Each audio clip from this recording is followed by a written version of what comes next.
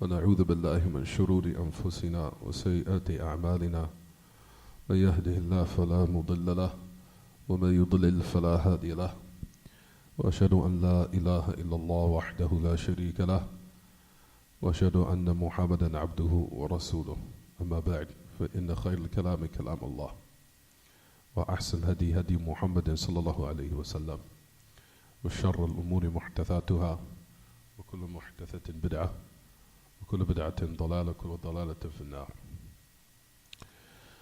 As we continue in Usul al-Thalatha, Sunday, December the 2nd, 1:24 p.m.,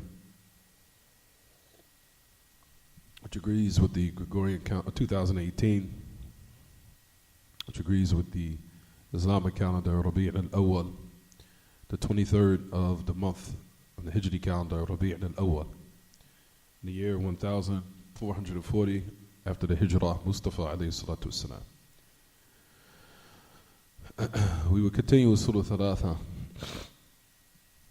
We were explaining the reason of why polytheism is considered the most greatest oppression and the greatest injustice.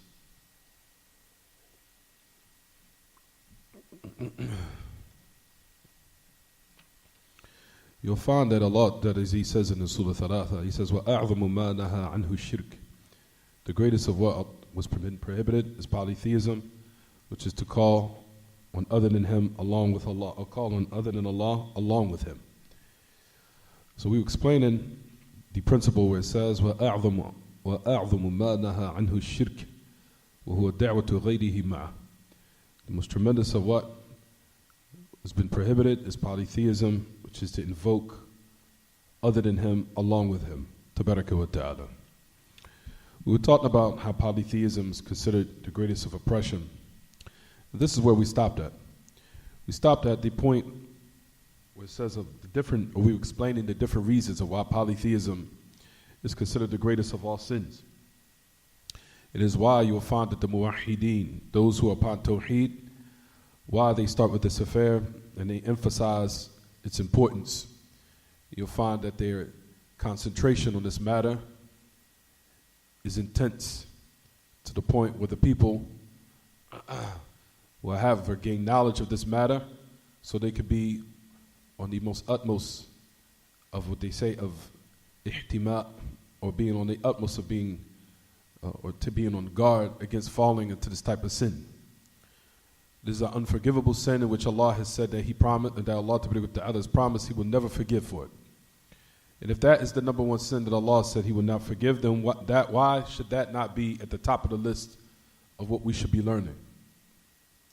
Of what will cause a human being to be eternally punished and eternally in hell forever and abiding therein. And anybody with any sense, with any understanding, will understand and realize that why would I not want to learn the affair that would save me from the eternal punishment forever, and learn what is the sin that will cause me, that if I was to commit it and die upon it, that I will eternally abide in the punishment of hell forever, and I would never come out.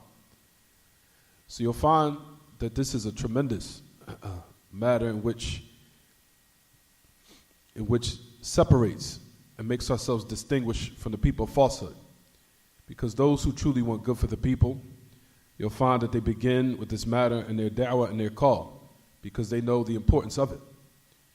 Not only from the aspect of it being the most ultimate oppression and injustice, but also on the opposite side of the spectrum, if you want to say, whereas it is the greatest of all matters, which is tawheed, which is the greatest of all affairs, which will enter one into paradise, even if he had an atom's weight of it in his heart, for eventually and inevitably his abode will be in paradise. We was talking about, for example, the different reasons of why polytheism is considered the ultimate oppression. We stopped at the point where we said, لِأَنَّهُ لَيْسَ لِلنَّفْسِ فِيهِ نَصِيبٌ بِخِلَافِ الْمَعَاصِي وَالْمُحَرَّمَاتِ فَإِنَّ دَوَاعِيَ الشِّرْكِ عفواً فإن دواعي الشهوة تدعو إليها بخلاف عبادة غير الله. He says you'll find that one of the reasons why polytheism is considered the greatest of oppression. And keep in mind, everyone, we've been explaining the qa'idah or the principle, وَأَعْظَمَ مَا نَهَى عَنْهُ الشِّرْكُ. We're still in the principle with the great Imam, Sheikh Muhammad ibn Abdul Wahhab, that he said that the greatest of what Allah prohibited is polytheism. And that is where we stopped at in the last point. We were talking about of why, like we said, polytheism is considered the greatest of all oppression. You'll find that the great Imam Al-Hafiz, Ibn Rajab Al-Hanbali, rahimahullah, that he said from one of the reasons why polytheism is considered the greatest of all evil, and the greatest of oppression, the greatest of sins. He said that the oneself, or the human being, he has no type of benefit in it. There's no portion in it. Meaning not only as far as in the affairs, intrinsically, if you want to say, as far as one's soul, but even outwardly, as far as satisfying your desires or what have you, there's nothing in it of what will call you to leave it off. For example, he says, in contrast to sins and unlawful matters, he said, for verily you'll find the call to those type of sins, I mean of immorality in regards to different types of abominable acts which are done with the private part. He says, for verily the call for one to fall into that is shahwa, is your desires. As we talked about last lesson, we said that every time the dawa'i, the incentives or the things that cause a person to fall into particular sin, that all of it is a major sin, no doubt. That's not the issue. We're not discussing whether or not it's a great sin or not. All these sins that we're going to mention are great in its magnitude. But even the level of major sins are on levels, even though one should abstain from committing all major sins. But we know major sins, even likewise, have levels. And they all can destroy one in this world and the hereafter if he's not careful. And if he doesn't make tawbah. However, Al-Hafiz ibn Rajab was explaining about shirk and in contrast to all other sins. For example, he said that fornication, for example. He said fornication, which usually calls a person to fall into it, is his desires, meaning them being strong or at its peak or it being intense, especially when one is in his prime stage or if he's in a young stage of his life where he's still youthful or he's still young. You'll find that his desires are at its highest level, usually. A person is young, he's in his teens, he's in his 20s or 30s, what have you.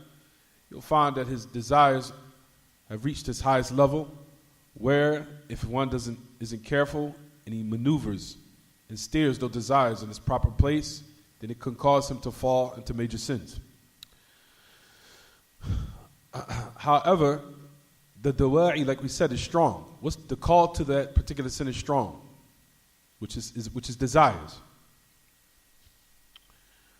I'll give another example of that, as I said last class. For example, the Messenger of Allah sallallahu alaihi wasallam has said 3 people who Allah will not speak to, nor look to them, nor will He purify them, and on the day of resurrection they will have a painful torment.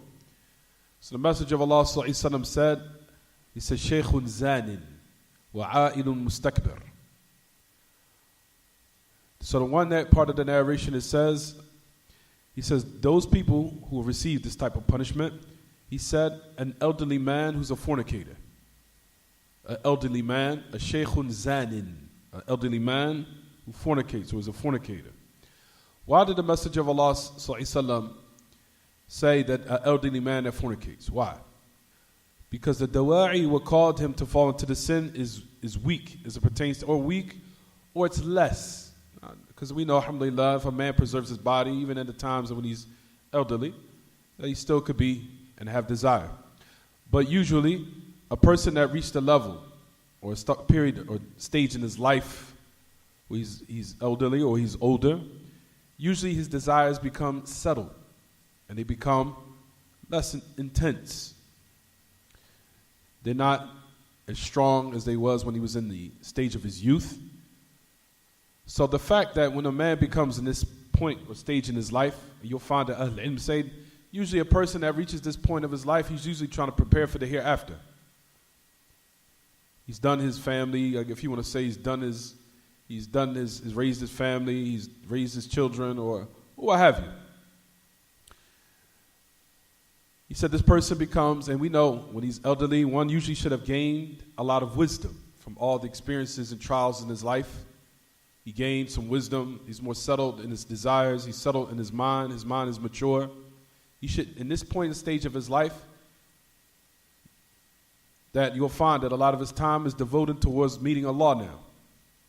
So the fact that in this point stage in his life that he's committing this type of act is extremely strange. Why? Because the dawa'i will cause him to this sin is weak. What's less? Meaning desires.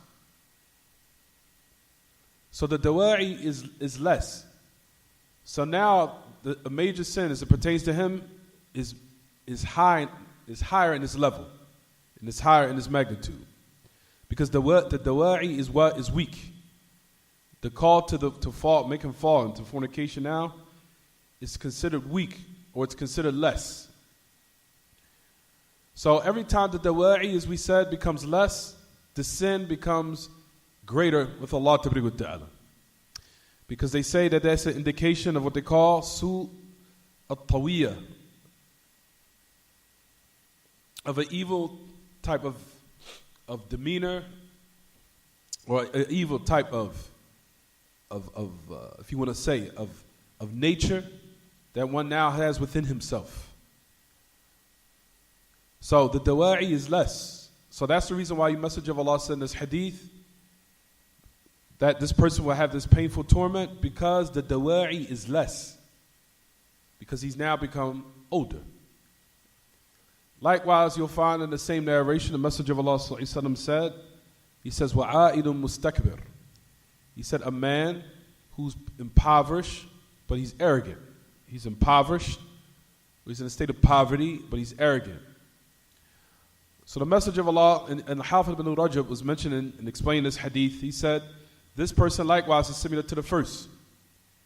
Because the dawa'i, what causes a person usually, or calls him to be arrogant, is having dunya. Usually a person is arrogant because maybe he might have some status, he might have money, he might have a lot of different worldly things that Allah has given him, cars or women, or if it's in the halal, of course. But usually even those who are upon evil brag about those things likewise, how much women they have, or how much cars they have, or how much money they have, or how much jewelry they possess. Worldly things usually call a person to be what? To be arrogant. So the dawa'i for a person that has worldly things to call him to be arrogant is there. Not saying that the sin is not major anymore, but it becomes more intensified or higher in its magnitude and its level when the dawa'i is less. And that's what the Messenger of Allah is saying here.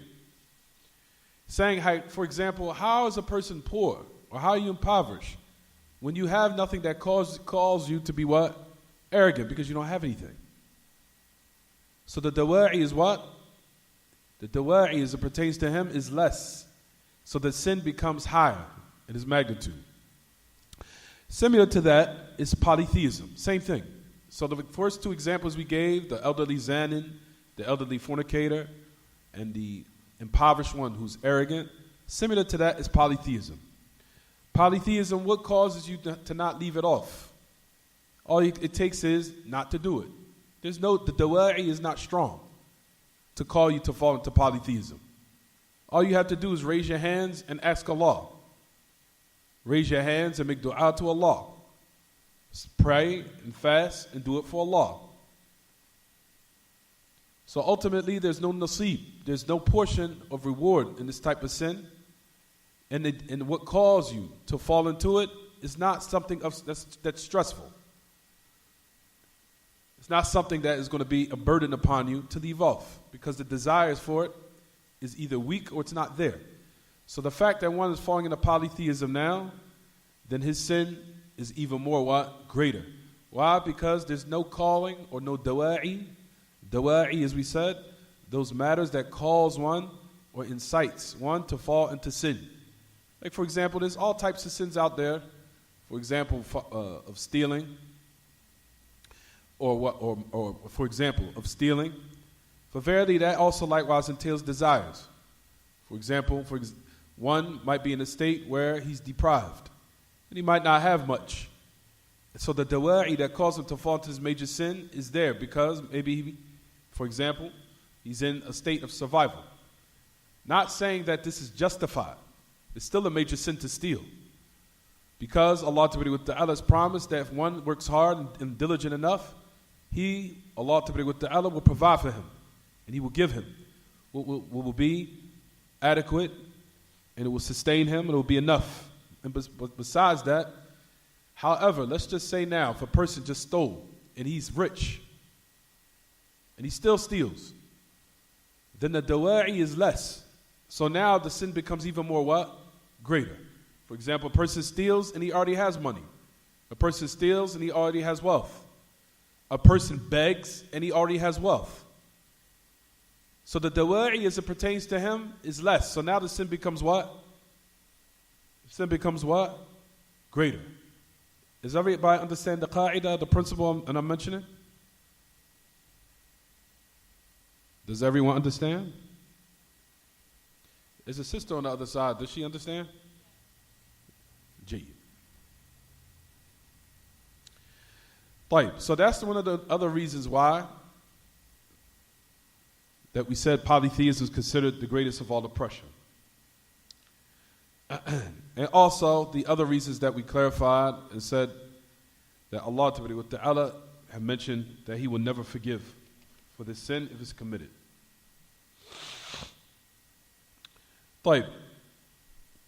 You'll find that there are different types of polytheism, as we'll discuss on a later occasion, but just to write it down, which should be enough. We'll write it down generally, because there's more details that we'll touch on later on. As we know, major polytheism breaks down to different categories also. For example, you have polytheism in invocation, shirk and da'wah, or if you want to say polytheism in supplication.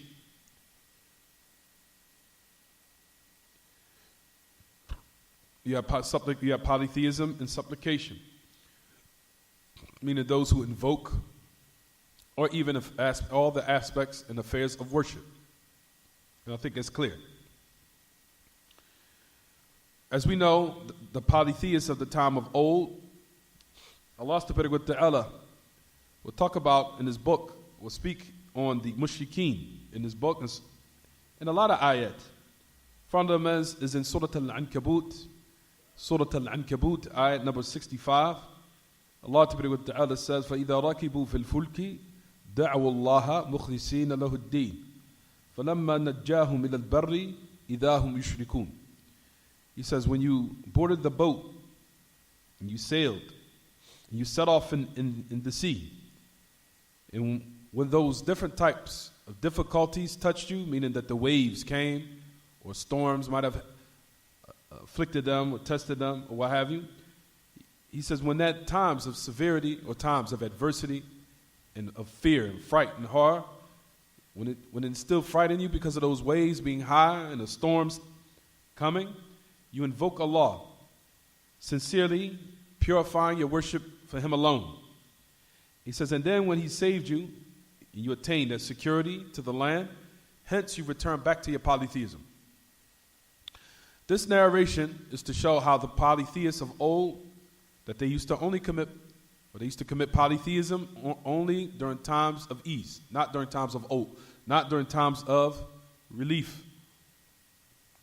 Not during times of difficulty. During times of difficulty, they would worship Allah and return back to their fitrah. They would turn back to what's correct in the times of difficulty.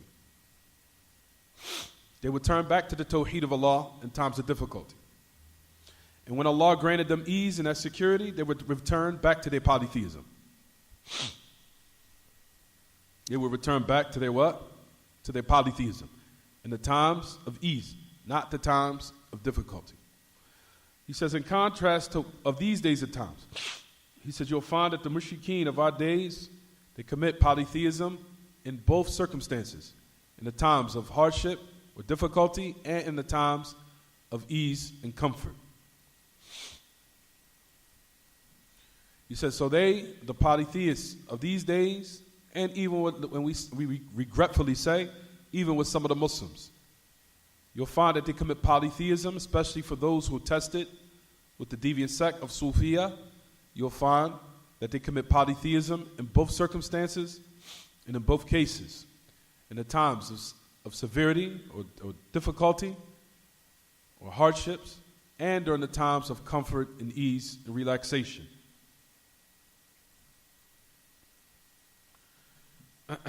So that's the first type of shirk, which is shirk in da'wah. Shirk in da'wah, as far as an invocation. You have another type of polytheism, which is called polytheism, as we know, in niyat, wal irada wal qasd. He said polytheism in intent, in one's intention, and what he sets out for, and what he wants.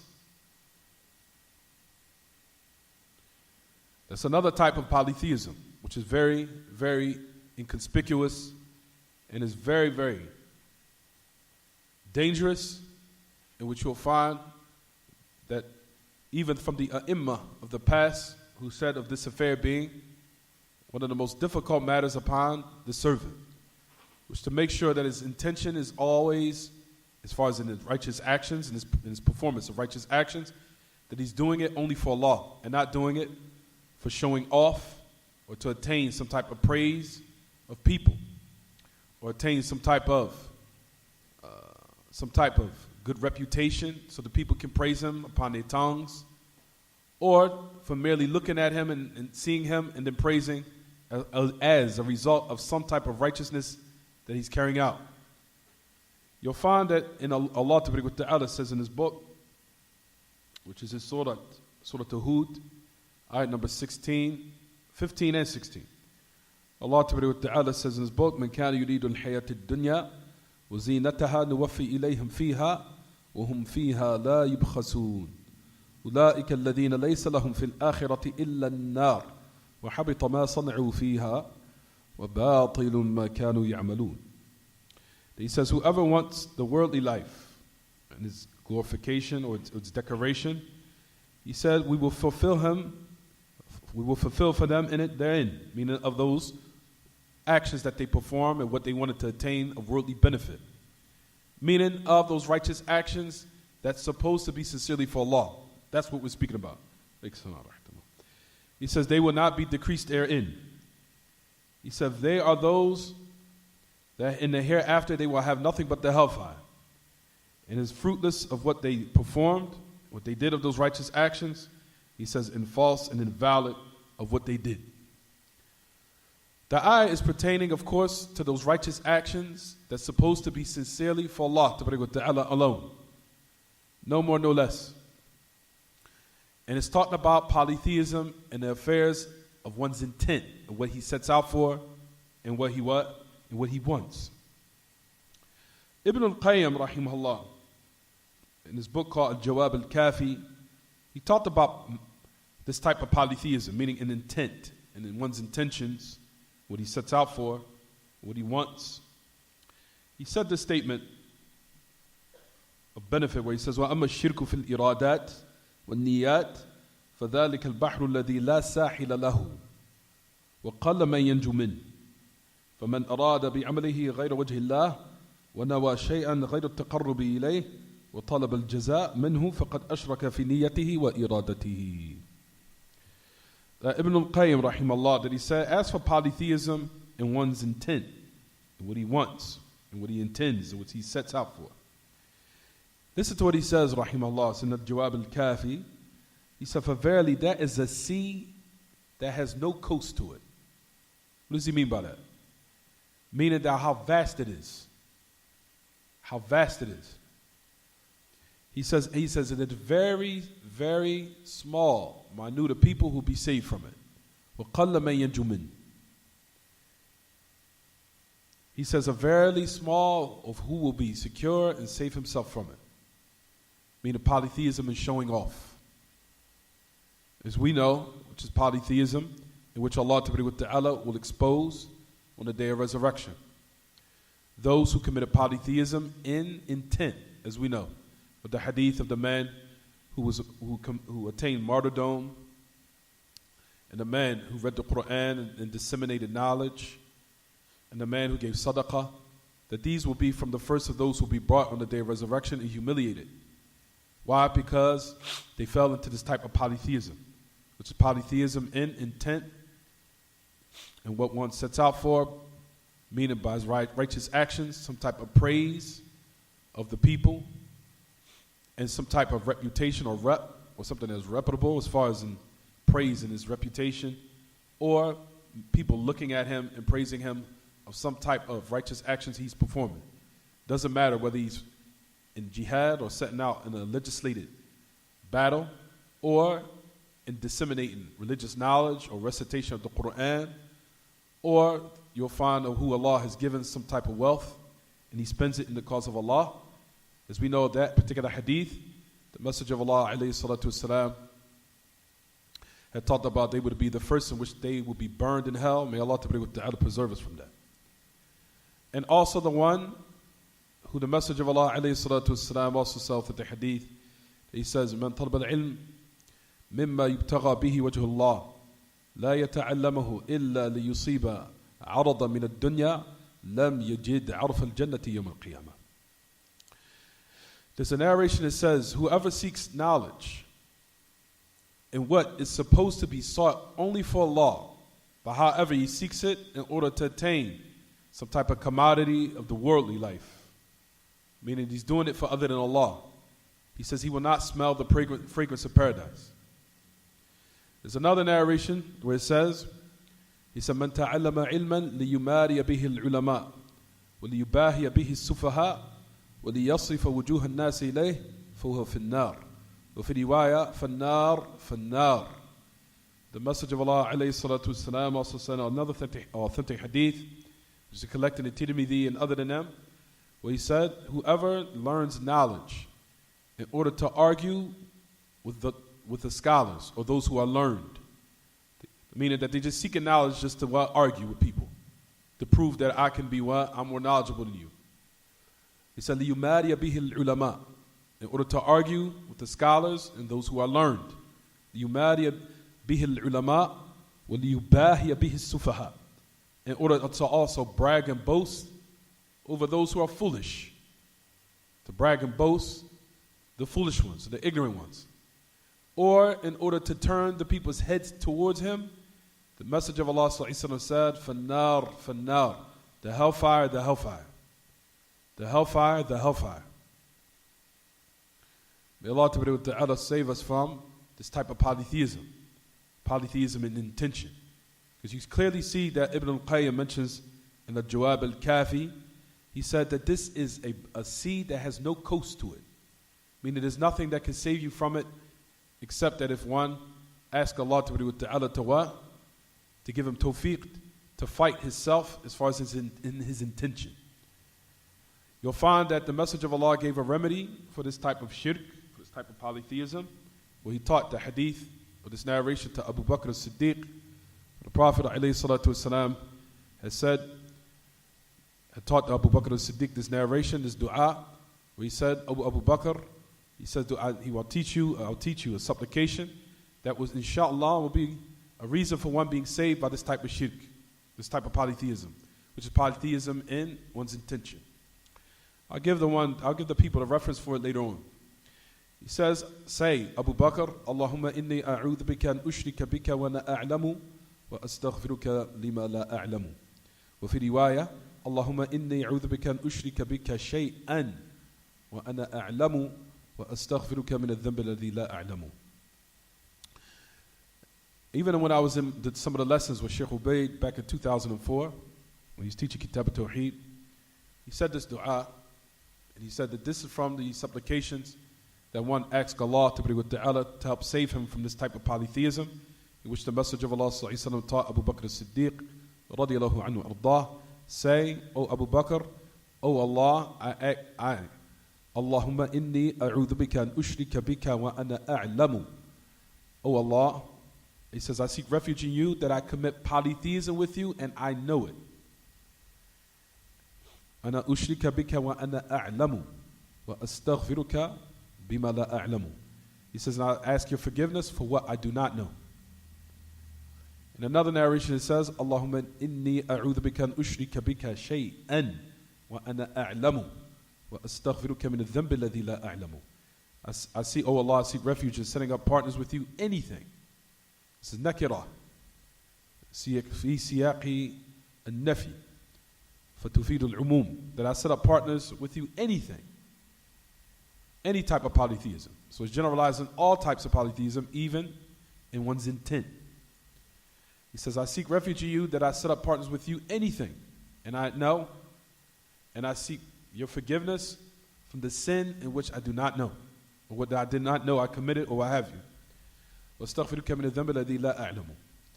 So you'll find that this type of dua, inshallah, will be a reason for Allah giving tawfiq for His servant to be saved from this type of polytheism. So keep in mind, Ya ma'ashal ikhwa wal akhawat, that Ibn al-Qayyim made this profound, tremendous statement where he said that it is a sea that has no coast to it. And he mentioned it said, وَقَلَّ مَن يَنْجُ مِنْ. He says how small a person will be saved from it. He says very small from those from the people who will be saved from this type of what? This type of shirk. And you'll find that a lot of the people who deviate from those who deviate from type of deviant methodologies is because of this type of sickness. That they want some type of fame or they want some type of glory. And rather you'll find that a lot of those who fell into deviation is because they wanted to preserve something worldly or some type of status, even though in the back of their minds they knew that they were 100% wrong. But however, out of greed and weakness for this world, for this temporary life that we live in, they fell into misguidance and they fell into misleading people and allowing them to be from the callers of the gates of hell and calling the people to it as a result of some type of worldly commodity or something worldly that they wanted. You'll find also al-ikhlas and yukhlisa lillah fi aqwalihi, for what is important upon all of us is to have sincerity and purify one's actions and his statements and his actions, and not only that, but his intention and what he intends, and he actualizes the Hanifiyah. The Hanifiyah, as we explained, the way of Ibrahim in which Allah commanded all of His servants to carry out and be steadfast upon. You have another type of polytheism, which is shirk and ta'ah. You have a third type of polytheism. A third type of polytheism is called polytheism in ta'ah, in obedience. And if you want to call it also in legislation. Polytheism in legislation. You'll find that Allah Ta'ala says in Surah At-Tawbah, ayat number 31, that they took their rabbis and their monks as lords besides Allah. When the Messenger of Allah ﷺ had talked about of one of the types of polytheisms that a lot of people are heedless of what happened to Adi ibn Hatim, the great Sahabi. Adi ibn Hatim, when he heard this from the Messenger of Allah recite this ayah, meaning the ayah which is in Surah At-Tawbah, ayah number 31, Allah Ta'ala says in His book, He says that the Christians say that Jesus is the Son of Allah, and the Jews say that Uzair is the Son of Allah. That is the statement that they utter with their mouths, which resembles the statements of those who disbelieve from before. Qatalahum Allah. May Allah fight them, how they're being taken away from the truth. What was the reason? Listen to what Allah says in His book. They took their rabbis and their monks as lords besides Allah, and Jesus the son of Mary. However, they were only commanded except to worship one deity. None has the right to be worshipped except Him. May He be glorified and high upon what they associate with Him as partners. That ayah which is in Surah At-Tawbah, you'll find the great Sahabi Adi ibn Hatim radiallahu anhu ardah. Firstly, you'll find one narration that Adi ibn Hatim had a cross around his neck. He was wearing a cross. He was wearing a cross around his neck. The Messenger of Allah said to Ya Adi, utruh anka hadha al-wathan. Listen to what the Messenger of Allah said to Adi ibn Hatim. He said, get rid of that polytheistic symbol from around your neck. He said, utruh an unuqika hadha al-wathan. He said, get rid of that polytheistic symbol and remove it from your neck. So he said, وَسَمِعْتُهُ يَقْرَأ فِي سُورَةَ بَرَاءَةٍ. So the Messenger of Allah recited that ayah. He says, أَمَا إِنَّهُمْ لَمْ يَكُونُوا يَعْبُدُونَهُم. Then Adi ibn Hatim, the great Sahabi, when he got rid of it, he said, we didn't used to worship them, O Messenger of Allah, meaning those rabbis and monks, meaning that we never used to pray to them or make sujood to them, or we used to bow to them or prostrate to them, or used to invoke them or call them in prayer. We never did any of those things. So Adi ibn Hatim thought that worship was just restricted to these type of affairs, which is in prayer or what have you. So he thought that this was the type of polytheism that the Messenger of Allah was talking about. That's why he said, we didn't used to worship them. So the Messenger of Allah said this statement, and he said, didn't you obey them? Didn't they make lawful what Allah made unlawful? Didn't they make unlawful what Allah made lawful, and you made it unlawful? He said, yes. He said, didn't they make lawful, and you made it unlawful, and didn't they make unlawful, excuse me everyone, didn't they make lawful what Allah made unlawful, and you made it lawful? So he said, yes. So the Messenger of Allah said, that is worshiping them. A lot of the Muslims don't realize that this hadith even trickles down into politics, this narration. It trickles down into politics. And if people would learn the Tawheed of Allah, they will realize how dangerous being involved inside of what they call democracy and being involved inside of affairs of what they call now being affairs of legislation or legislative laws or legislative matters, where people now, even you'll find out that they call them, if you used to look in the newspaper, do your studying, they call them Rijal al-Tashri', men of legislation or legislative house, or Congress is people of legislation, meaning that they make up laws that are in opposition of what Allah has revealed. Those type of man-made laws, if you involve yourself in that, it becomes the most dangerous of affairs. Because the Prophet ﷺ was talking about a polytheism in which you'll find, Ya Ma'ash al-Ikhwa, that he clearly mentioned and said, which is called polytheism and obedience. And that's only for the people that follow them in those laws. What about the people who actually legislated them? The Prophet ﷺ called it polytheism of obedience, meaning that the people that were under the jurisdiction of those who made those laws from the monks and the rabbis, the people who followed them in those laws that they legislated, the Messenger of Allah, firstly, Allah himself said they what? Committed polytheism. Whereas they took them as lords, where they followed them in that legislation. So that was in the people who followed them in it. How much more can you think, what is the sin of those who are actually legislating? And I think everyone probably stopped to say, whoa, what about those who are actually legislating the laws? What do you think their sin is? This is why it's dangerous for Muslims to get involved in affairs of what? Of politics. Because of fear of falling into polytheism in this regard. It's very dangerous. Because you're going to be forced to make laws in order to what? To please the people, or to please certain people. That opposes what Allah Ta'ala has revealed. And which will come as a result of it, a person will fall into this type of polytheism. Whereas the Messenger of Allah said, those who follow them in that has committed polytheism and nullified their Islam. What about the people who actually legislated it? What their sin would be? And we'll stop here, inshallah. We'll stop here. هذا وصلى الله وسلم وبارك على نبينا محمد وعلى آله وصحبه وسلم. سبحانك اللهم وبحمدك أشهد أن لا إله إلا أنت أستغفرك وأتوب إليك.